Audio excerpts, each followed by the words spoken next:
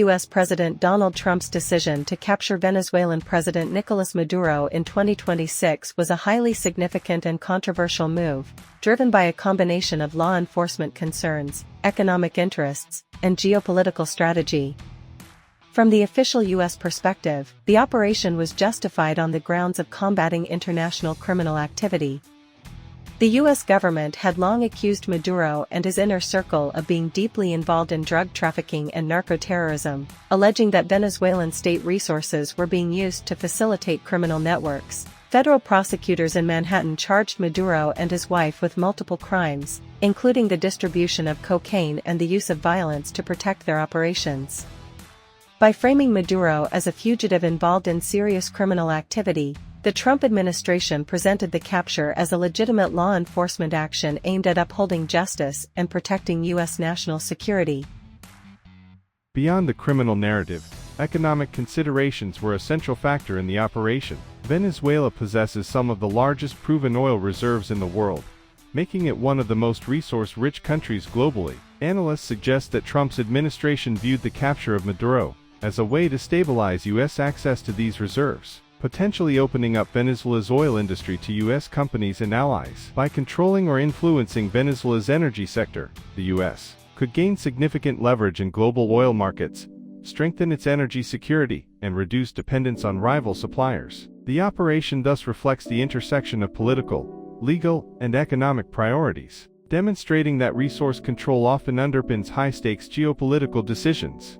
Geopolitics and regional influence also played a crucial role in Trump's decision-making. For years, Venezuela under Maduro had aligned with countries that the U.S. considers adversaries, including Russia, China, and Iran. These alliances allowed Maduro to resist U.S. influence while exporting political and economic instability across Latin America. By capturing Maduro, Trump sought to weaken these relationships and reassert U.S. influence in the Western Hemisphere. The operation sent a clear signal to the region that the U.S. would take decisive action to protect its strategic interests, potentially reshaping political dynamics in Latin America. It also reflected a broader pattern of U.S. foreign policy under Trump, which emphasized unilateral action and the use of force to achieve national objectives.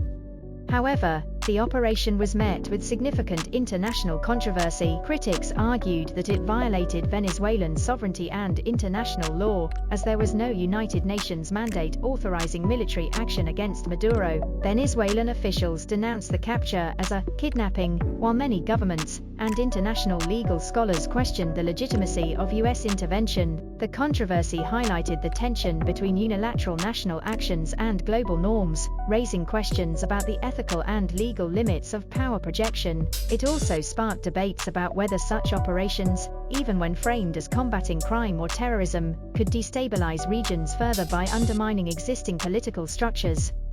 In addition to these strategic and legal considerations, domestic political factors may have influenced Trump's decision. Capturing a high-profile foreign leader accused of criminal activity could be portrayed as a significant achievement in his administration's foreign policy record. It reinforced an image of decisive leadership and willingness to confront adversaries directly, appealing to constituents who favor strong, unilateral action. At the same time, the operation created a complex international narrative, with some viewing it as a bold move against corruption and criminality, while others condemned it as an overreach of executive power.